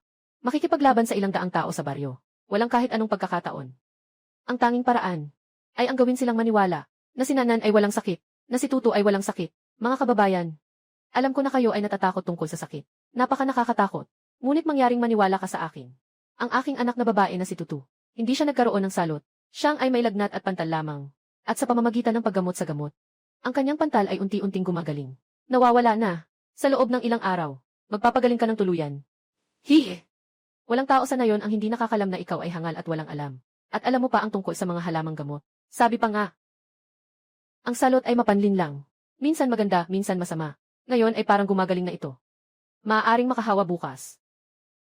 Shenling, Huwag mong asahang mapapaniwala mo kami sa mga pabulong na salita, upang linlangin ang lahat. Sino ba naman ang makikipagkaibigan sa selfish at makasariling babae na ito? Anong kwento pa ang sinasabi mo? Para lang mapanatili niya ang sarili niya. Bahay at lupa. Sinasadya niyang itago sa lahat. Wala siyang pakialam. Sa inyong mga buhay, mag-isip kayong mabuti. Kung sakaling sumiklab ang salot, ang inyong mga magulang at anak, ay tiyak na maapektuhan. Tama. Mas gusto kong paniwalaan na meron, kaysa sa walang. Sinunog ko siya para maiwasan ang mas malaking problema. Sinunog ko siya. Tumahimik kayo. Sinasabi niyo na ang anak ko nagkaroon ng salot. Walang iba kundi ang may pasa sa kanya. Pero may pasa siya. Pero maraming sakit na may pasa. Varicella, bulutong, dengue, rubella, tigdas. Lahat sila may pasa. Ito ba ay mga salot? Kailangan ba silang sunugin ng buhay? May katwiran ka. Hindi namin matiyak. Paano ka naman makakasiguro? Si Nanan ang nagkasakit. Hindi ba't isang salot iyon? Hindi rin ako sigurado. Kaya nga ang aking mungkahi ay magpatulong sa doktor sa lungsod. O kaya sa doktor sa bayan. Para magpatingin kung ito ay peste. Ako si Shenling. Wala na akong masasabi. Kung hindi nga, pakiusap sa inyong lahat. Bigyan ninyo kami ng paglilinaw. Doktor, pakiusap. Kung sakali, sa loob ng kalahating oras, ng pagtawag sa doktor, ang salot na ito, ano ang gagawin kung kumalat ito? Sino ang mananagot? Ay, tama. Baka nga tinawag na ang doktor. Nahawaan na tayong lahat. Pinasok mo kami. Nanganganib ang buhay ko para lang makipagsugal sa'yo. Shenling, talagang masama ka pala. Kayo, anong gagawin ninyo? Gusto niyo bang hindi malinaw? At sunugin ang anak ko. 9 na taong gulang pa lang siya. Mula nang siya ay ipinanganak, walang ama at ina. Hindi kayo masyadong makiramay. Sa isang 5 taong gulang na bata, na sinusunog. Tanungin ninyo ang sarili, wala ba kayong sariling anak? Hindi kayo makaramay, na makita ang sariling anak. Pinatay na rin ba siya? Inay. Ayaw ni Nanan na mapatay. Inay. Mula pagkabata, maswerte ang batang ito. Ngayon, napakabata pa niya. Muli na namang gustong sunugin ng buhay. Talagang, hindi ko kayang gawin yan.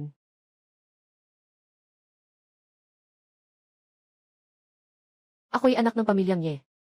Kami, ang pamilyang Ye, hindi rin kayang gawin yan. Naitali siya sa apoy. Hindi ko ito ginagawa para sa lahat. Kailangan bang ipaalam? Kung ganun, hindi kayang tiisin ng lahat. Kaya't ang pamilya ko, syempre ilabis na nais ito. Ngunit, kung sakaling sa hinaharap, talagang may mangyari. Huwag ninyong ipasa ang kasalanang ito sa akin, sa pamilya ko, o sa buong angkan ko. Tama ba? Tama. Ako, ang pamilya ko, ay nagtiis din ng sakit, para magbigay ng paliwanag sa buong baryo. Dahil lahat ay hindi mapakali sa puso. Ayaw na nating ipagpatuloy ang parusang sunog, kaya't itigil na natin ito. Pero, kung sumabog ang epidemya, lahat, kailangan ng umasa sa sarili. Tama nga, kung palalayain si Nanan, talagang magkakaroon siya ng salot, sa katapos na ang buong dayon namin. Hindi pwedeng bitawan mga kababayan, hindi ninyo kayang gawin ito. Bitawan siya. May buhay pa ba kayo? Nahawaan si Ina ng salot. Iyan ang kanyang malas na kapalaran. Mula sa kanyang pagsilang, siya ay nakatakdang magdusa. Kahit gaano pa kami kaawa sa kanya, wala rin itong silbi. Palayain siya, ngunit siya ang nagdulot ng pinsala sa amin. Tumahimik ka na, babae. Walang taong ipinanganak na walang halaga. At walang taong ipinanganak na sa malas. Sinasabi ko sa'yo, kung muling gagawin mo ito, maniwala ka, babasagin ko ang iyong bibig. Kahit nabasagin mo ang aking bibig, gusto ko ring magsalita. Tanungin ko kayo, kayo ba'y may lakas ng loob na ipagpalit ang inyong buhay bilang taya? Hindi pwede. Ito ay salot, paano mo maipagpapalit ang buhay mo? Makinig kayo sa akin. Kung talagang may salot si Nanan, bakit kami ng pamilya ay sabay-sabay na kumakain at natutulog sa kanya? Bakit hanggang ngayon, wala ni isa sa atin ang nahawaan? Puno. Tingnan mo. Ako at ang kapatid ko, at ang nanay ko, ayos na ayos kaming tatlo. Wala rin kaming rashes. Ang kapatid kong babae ay hindi naman sakit. Hindi ito nakakahawa. Tumahimik ka. Ang salot ay kumalat sa iyo. Kailan ka magkakasakit? Alam mo ba? Ngunit mga kaibigan, hindi natin dapat ipagsapalaran ang ating buhay sa kanya. Tama, walang duda. Upang tuluyang masugpo ang ugat ng problema, at maiwasan ang mga susunod na panganib, iminumungkahi ko, nasunugin ang buong pamilya ni Shenling. Lahat sila. Upang maiwasan ang paglaganap ng salot sa hinaharap, nagdudulot ng kaguluhan sa buong baryo natin. Hindi mapakali. Anong sinasabi mo? Sabi-sabi. Sinasabi na si Shenling ay pinapunta si Eka sa lungsod para maghanap ng doktor. Matagal na itong nangyari, 5 araw na ang nakakaraan. Sila, isang pamilya. Marahil nga, matagal nang nahawahan ng salot, pero hindi pa nagpakita ng sintomas. Puno ng ye. Kung ang susunugin ay sinanan lamang. Takot akong hindi nito masosolusyonan ang salot. Tama. Walang dapat palampasin. Kahit isa ay hindi dapat maiwan. Para sa ating na yon, iyon ay isang salot. Tama. Nga. Puno. Si Yancy ay nasunog na. Kung masusunog ang buong pamilya nila. Ano na ang mangyayari sa lupa at tahanan? Hindi ba? Sabi ng mga kababayan. Bagaman malupit, may katotohanan naman. Walang awa ang salot, kapag may naiwan na panganib. Walang katapusang problema ang darating. Para sa buong pamilya ng Ye. Para sa 10 milyang na yon, ng daan-daang buhay. Shenling. Huwag mong sisihin ang matanda kung masakit ang puso niya. Kung may sisihin ka man, sisiin mo ang sarili mong malas. Na napadpad sa isang babaeng malademonyong salot. Yi Yongchang. 3 magkapatid ng pamilyang Ye. Sa kabila ng lahat, sila ay mga anak ng pamilyang Ye. May dugo ng pamilyang Ye sa kanilang mga katawan. Bilang pinuno ng pamilyang Ye, talaga bang kaya mong makita ang 3 bata na nasusunog sa apoy? Nasaan ang sinasabi mong konsensya? Nasaan ang sinasabi mong pagkatao? Huwag kang magpanggap na mabuti dito. Si Yancy ay 3 na. Kung hindi ka nagmamalasakit sa mga ari-arian at magandang bahay na ito, baka matagal ka nang umalis kasama ngayong mahirap na estudyante. Baka hindi mo na alintana ang mga bata. Mabubungkal na lupa at tahanan. Sa huli, ito pa rin ang dahilan. Mabuti, ayaw ko na sa mga mabubungkal na lupa at tahanan ni Yancy. Ngayon, ang kailangan ko lang ay ang 3 batang ito. Ibigay mo na ang mabubungkal na lupa at tahanan sa iyo. Ngayon, bitawan sila. Huli na. Kahit na hindi mo ibigay ngayon. Pagdating ng panahon, babalik din ng pamilya Iang sa amin. Tao. Itali silang lahat. Sa apoy.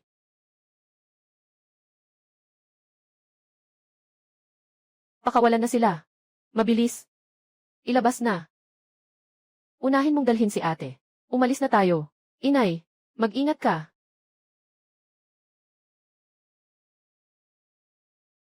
Shenling.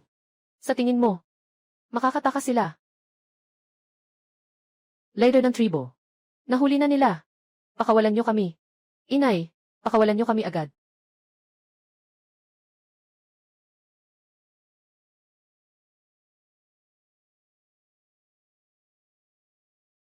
Pakawalan niyo ang inay ko. Bitawan niyo kami. Langgam na umaakyat sa puno. Walang kaalam-alam. Makinig kayong lahat. Pagdating ng tanghali, agad na isasagawa. Hindi ba? Ngayon ako at ang mga batang ito. Talagang masusunog ako ng buhay. Ayaw kong mangyari ito. Ayaw kong mangyari ito. Nanay, pasensya na. Ako ang nagdala ng problema sa inyo. Hindi mo dapat sabihin yan. Tayo ay isang pamilya. Isang pamilya. Dapat magtulungan sa pagprotekta. Ngunit sa pagkakataong ito, masyado nang masama ang mga taong nakasalubong natin.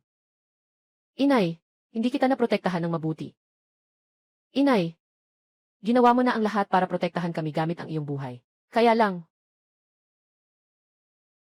Pero ayos lang. Basta't magkakasama ang pamilya natin. Dahil magkakasama ang pamilya natin. Kahit na 3, hindi ako natatakot. Ayos. Hindi natatakot. Kami ng pamilya. Hindi natatakot. Nanay, hindi mo ba sinabing may plano ka? May plano ka na dapat ipaalam sa amin. Anong plano iyon? Interesado ako. Ang plano ko. Iyon lang. Sa bayan. O kaya, sa isang malayong lugar. Bumili ng maliit na bahay. At pagkatapos, dalhin kayong 3.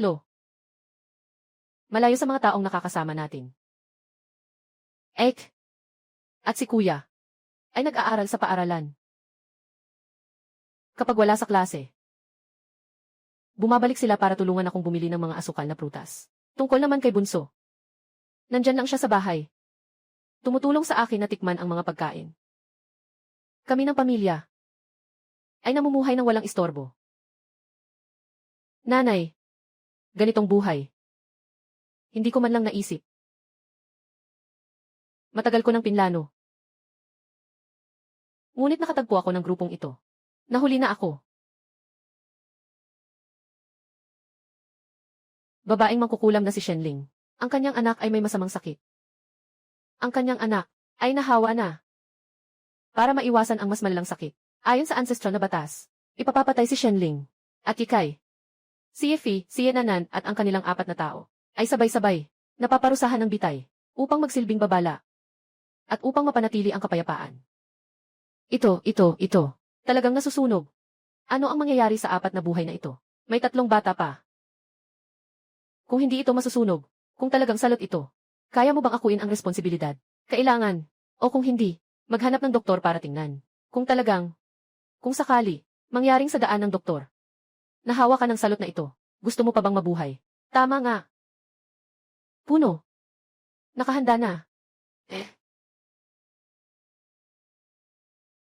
Mga kamag-anak na Mga kababayan. Ngayon, ako si Iyong Chang. Alinsunod sa ating ancestral na turo, ako ay nagsasagawa ng parusa. Talagang walang magagawa. Sakit na parang hinihila ang puso ko. Ngunit, ang salot ay mabangis na parang tigre. Upang mapanatili ang kaligtasan ng 10 libaryo, lahat ng bata at matanda ay ligtas. May ilang sakripisyo na kailangang gawin Si Shenling at ang kanyang 4 na anak ay sumuko na. Mga Ginoo, kayo ba ay may mga pagtutol pa? Nanay, talaga bang sobrang galit sila sa atin? Ang tao ay likas na mabuti. Hindi sila galit sa atin. Sila ay naligaw ng landas dahil sa mga masamang tao. Sa hinaharap, magbabayad sila ng halaga. Dahil dito, walang sinuman ang tumutol. Pagdating ng tanghali, agad tayong magsasagawa. Ako'y dumaan mula sa ibang panahon. Ito mismo ay isang karanasan. Hindi ito mahalaga. Pero itong 3 bata ay napakabata pa. Kailangan bang magdusa sila sa ganitong pahirap? At mapalayo sa mundo? Sino ang makakapagligtas sa mga batang iyon? Akala ko nag-isip ka na, at naging matalino. Ngunit hindi ko inasahan na ganito ka pa rin kabobo. Talagang nagbigay ng buhay, para iligtas ang ilang bata na walang kaugnayan sa iyo. Hahaha. Ngayon talagang tapos ka na. Wala nang tutulong sa iyo, di ba? Sayang nga. Tapos na ang tao. Hindi pa naubos ang pera. Hintayin mo na matapos ang 3 taon. Ang iyong lupa at bahay ay magiging atin na. Oh, tama nga. Pati ang lihim ng iyong benta ng asukal na ubas ay magiging atin din. Hahaha. Lesiw. 3 beses na ang nakalipas, matigas pa rin ang buto. Sayang. Hindi kayang tiisin ng buto ang apoy. May tao, ipahiga mo muna si Yenanan sa akin. Anong gagawin mo? Anong gagawin? Anong ginagawa mo? Inay. Bitawan mo ako. Inay.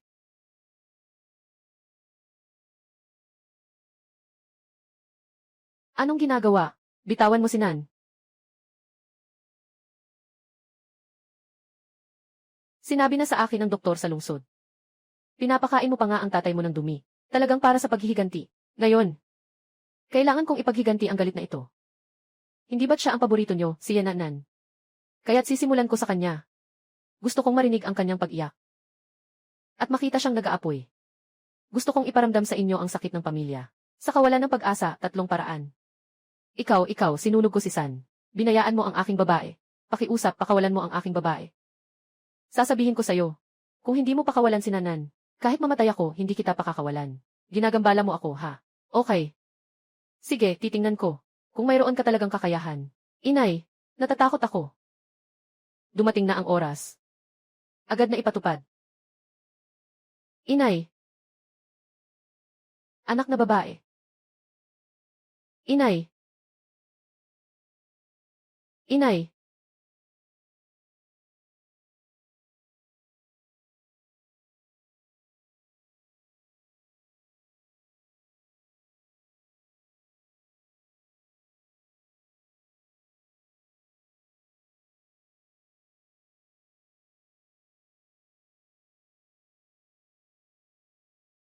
Itay. Ikaw ba iyon? Umalis ka na. Itay, umalis na si Itay. Anong nangyari sa iyo, tatay? Tatay. Tatay. Tatay. Siya ang inyong tatay. Siya ang tatay. Ako ang tatay ko. Hindi ba tatlo na ang tatay? Bakit bigla na naman siyang bumalik? Yian Zai. Bumalik siya. Kasama niya pa ang isang nakasuot ng armor. Siguro siya. Nakapasa na sa high school. Ikaw ay. Si Yan Zai. Si Yan Zi ay bumalik. Anong kasalanan ang nagawa na dapat harapin sa harap ng buong angkan? Upang tumanggap ng ganitong parusa, umaasa ang pinuno ng angkan. Bigyan si Ian ng paliwanag. Tatay nga. Nanay, may pag-asa na tayo ba? Hindi inaasahan sa kritikal na sandali. Bumalik siya pala. Ayos na ngayon. May pag-asa na ang tatlong bata. Hindi lang tayo ang may pag-asa. Baka, maabot na ang ating mga pangarap. Ang saya. Tatay. Fear.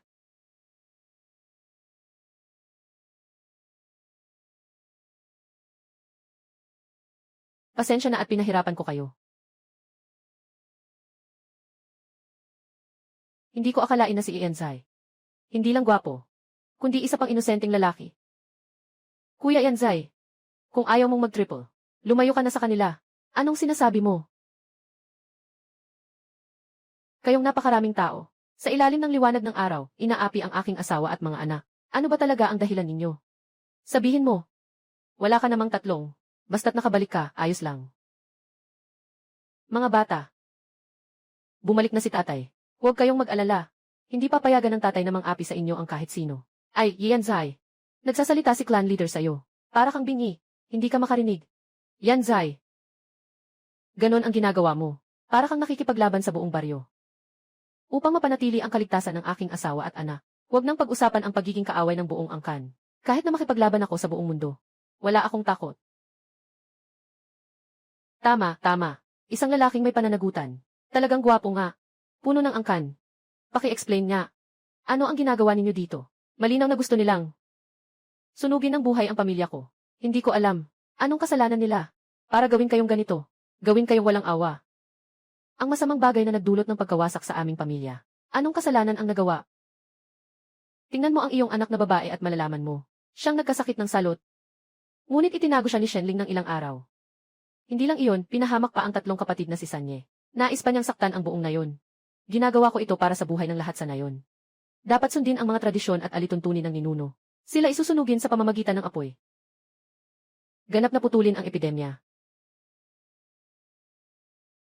Salot. Paano mangyayari yon? Walang salot ang anak. Mayroon lang siyang pantal. Nabigyan ko na siya ng gamot. Hindi magtatagal. Mawawala ang rashes niya. Sa katawan. Tatay. Naiayos na ni nanay ang kapatid. Wala nang sakit ang kapatid ngayon. Gusto lang nilang samantalahin ito para sunugin tayo. At sakupin ang bahay natin. Mga lupa at bahay. Kaya't sinasadya nilang maghanap ng dahilan. Para apihin kami. Nakapag-aral ako ng medisina.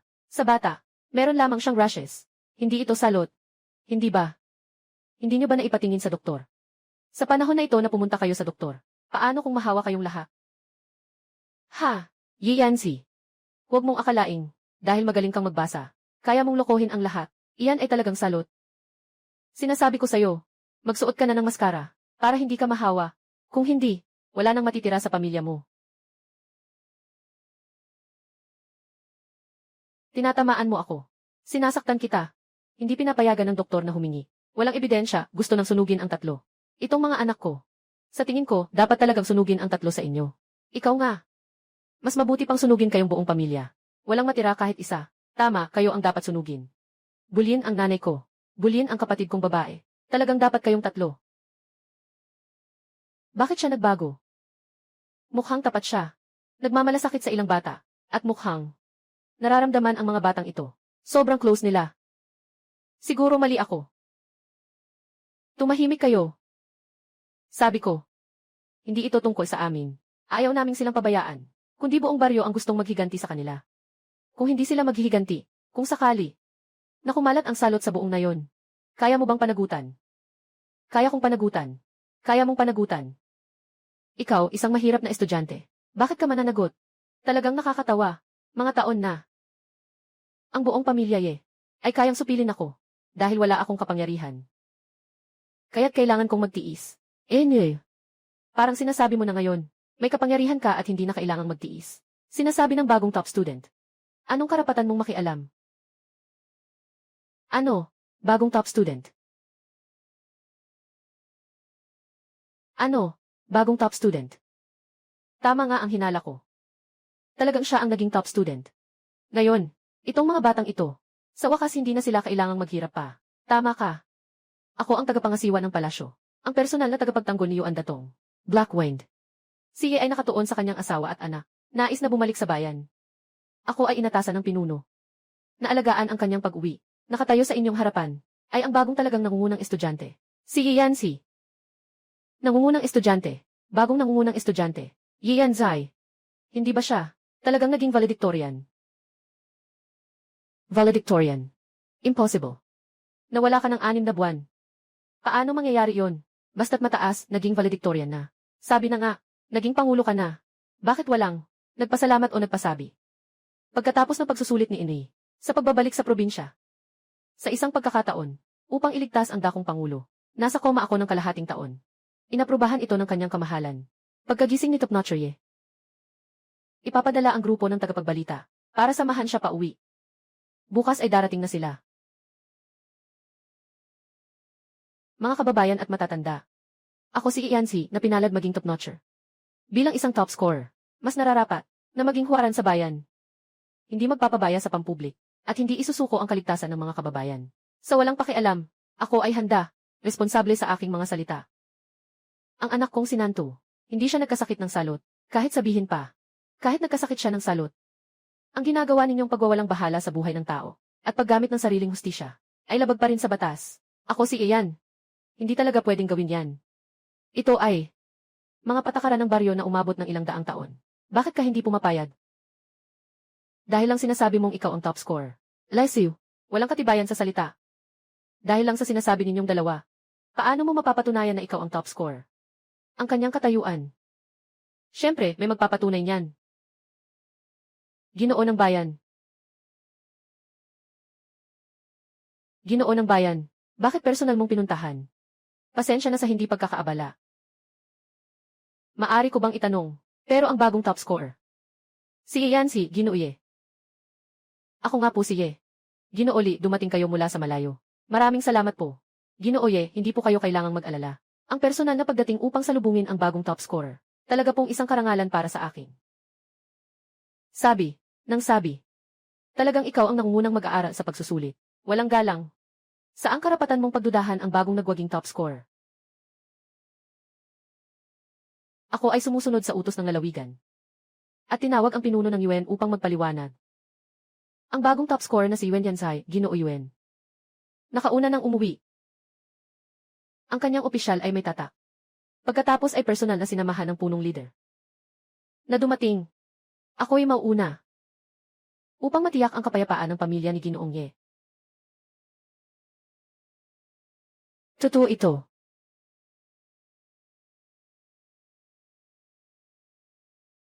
Totoo talaga ito.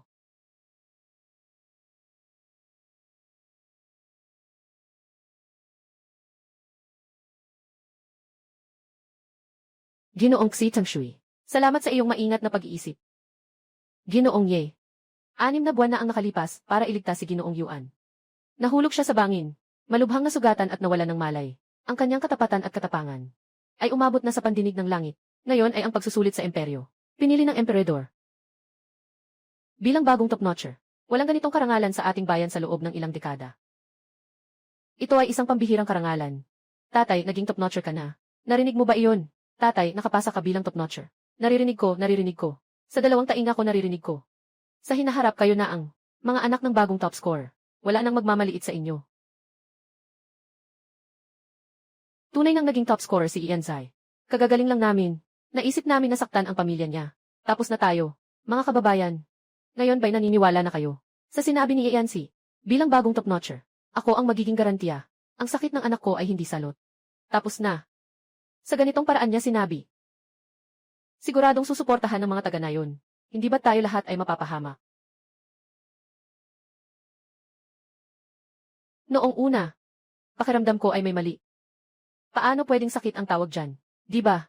Lahat iyan ay gawa ng pinuno ng tribo. Ye Laozi. Yi Hongwei. Nag-udyok. Pinipilit kaming sumang-ayon na magsunog ng tao. Tama nga. Sa simula, hindi kami naniniwala. Pero sinabi ng pinuno, ito ang mga alituntunin ng angkan. Para sa buong nayon. Wala kaming magawa. Kailangan lang sumunod. Shenling. Hindi. Asawa ng pinakamagaling. At ang batang ginoo ng karaniwang pamilya. Miss. Pasensya na. Napilitan din kami. Ay naku. Sabi ko na nga ba. Yung bata, swerte at mahaba ang buhay. At si Shenling na babae. Tingnan mo, maganda ang tao at mabait ang puso. Paano siya magkakaroon ng salot? Tama nga. Sisi ng taong walang puso na iyon. Para lang makuha ang bahay at lupa ng asawa ng top student. Pinapabagsak ang katotohanan dito. Nga. Tama. Dito rin kami. Nakinig sa sabi ng pinuno ng angkan. Akala namin si Nanan. Akala namin si Dudu. Nabahala sa sakit. Lahat ito ay tungkol sa pinuno ng angkan. Di ba? Tama. Nagsisinungaling kayo. Sila talaga. Natatakot lang kayo sa sakit. Kayo yun. Kami yun. Naniloko kami ng pinuno namin. Kami yun. Naniloko kami. Kami ang nagkamali. Humihingi kami ng tawad. Humihingi ako ng tawad. Mga bata. Kayo, papatawarin niyo ba sila? Hindi magpapatawad. Binigti nila ang bata. Pinayagan pa nilang panoorin natin. Ang anak namin na sinusunog. Sila ay masasama. Galit na galit ako sa kanila. Hindi ko sila mapapatawad. Hindi ko sila mapapatawad. Ako rin, hindi ko sila mapapatawad. Mabuting bata. Nakarinig ako ng isang salita mula sa ina. Hindi tayo dapat mang-api ng iba. Ngunit para sa mga nagnanais na saktan ang ating pamilya, huwag kailanman silang patawarin. Kailan siya? Naging ganito ka matalino. Napaka. Maganda.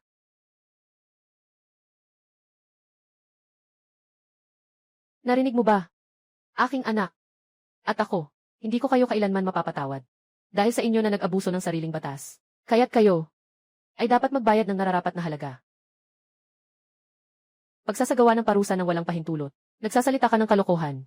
Si Nanan ay nahawaan ng salot. Ang mga pulang pantal sa kanya ay ebidensya. Bilang isang opisyal ng korte. Pinagtatakpan mo ang mga kamag-anak na nahawaan. Walang pakialam sa kaligtasan ng mga mamamayan. Ihaharap kita sa kaso. Sasampahan kita ng kaso ng pagkukulang sa tungkulin. Sasampahan kita ng kaso ng pagtatakip. Yi Hongwei. Naghihintay ako na magsampa ka.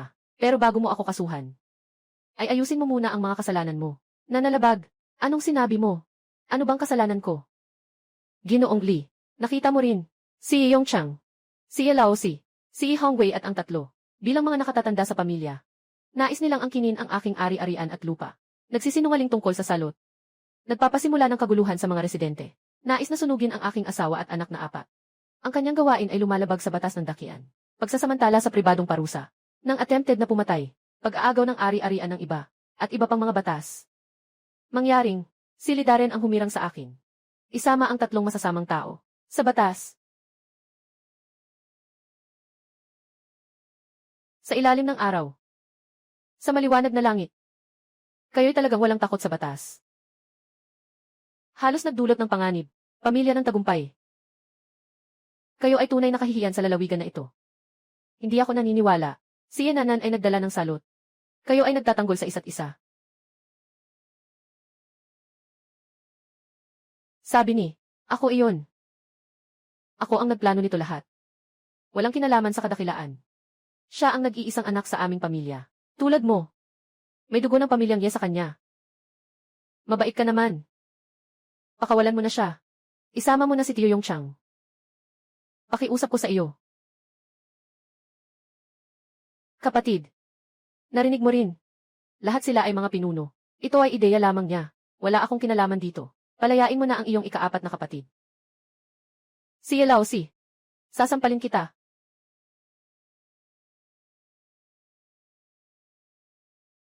Yi Hongwei. Hindi ka naniniwala. CJ. Ginoong Li. Dahil sinasabi niyang, ang anak ko ay maisalot. Upang maiwasan ang panganib.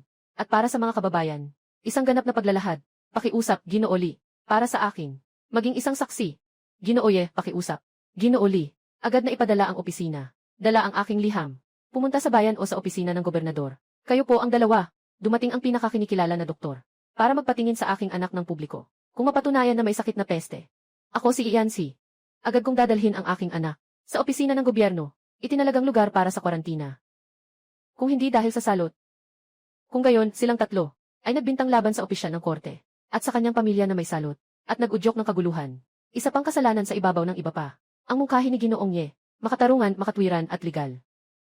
Ako po, magpapadala po ako ng tao sa bayan para tawagin si Dr. Zhang, ang mahusay na doktor. Opo, Ginoo. Sabi niya, aking pamangkin, dahil lang sa edad ko. At dahil sa pagiging kapamilya natin. Patawarin niyo na kami ni Hongwei. Talagang, nagkamali lang kami sa isang sandali. Leader ng angkan. Ngayon lang kami nagkamali ng biglaan. Pero halos mapahamak si San. Ang buhay naming 5 magkakapatid. Magkakaugnay kami sa iisang lahi. Naaalala mo ba ang pagmamahal sa kapwa kapamilya? Naaalala mo ba ang huling hiling ng aking ama bago pumanaw? Ipagkaloob niyo ang buhay ng aking asawa at mga anak. Kunin niyo silang lahat.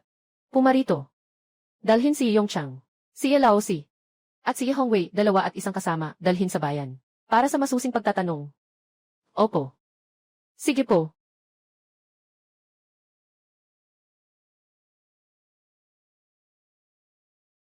Ginoo Ye. Nabigla ang pamilya. Kailangan pang pakalmahin. Ako po, babalik na ako sa opisina. Para ayusin ang bagay na ito. Pagkatapos, babalik ako para makipagkita. Salamat, Ginoong Lee.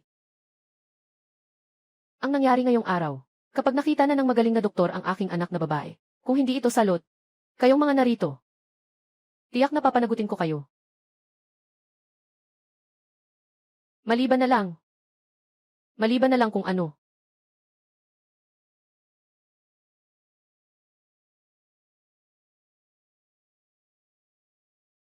Maliban na lang. Shenling. Hindi. Asawa ng pambansang panahon. Ito. Nananangin ako sa'yo. Basta't hindi mo ako ipapasok sa kulungan. Gawin mo ang kahit ano para sa akin. Tama. Pakiusap kayo. Pakawalan niyo kami.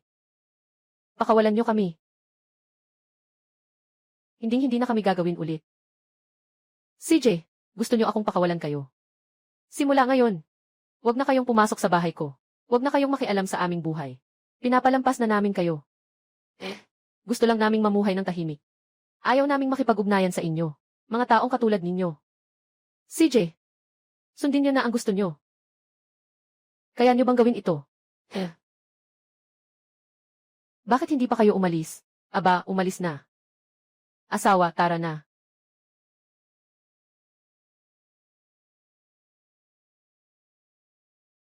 Shenling, sa nakaraang 6 na buwan, napahirapan ko kayo. Akala ko'y walang makakain sa bahay. Ang mga anak ko, maaaring magugutom na. Hindi ko inasahan na sila'y mukhang masigla. Lahat ng ito ay dapat ipagpasalamat sa iyo. Tatay, nanay, ang galing. Hindi lang kami nagutom. Madalas pa kaming may karne. Maraming masasarap na pagkain ang ginagawa ni nanay. Piniritong karne na bao, bintang hulu, at hot pot. Gagawa pa ang nanay ng bagong kumot. Sobrang init nito. Hot pot. Pinakamasarap ang hot pot na gawa ng nanay. Hindi ko inakala. Sa loob lang ng kalahating taon. Ang dami mong nabago. At nakakagawa ka pa ng maraming masarap na pagkain. Pero gusto ko lang malaman, yung sinabi ninyo kanina, na hot pot. Ano ba iyon? Gusto kong kumain. Uwi na tayo. Magluluto ako para sa'yo. Tara na. Sige na. Uwi na tayo para mag-hotpot.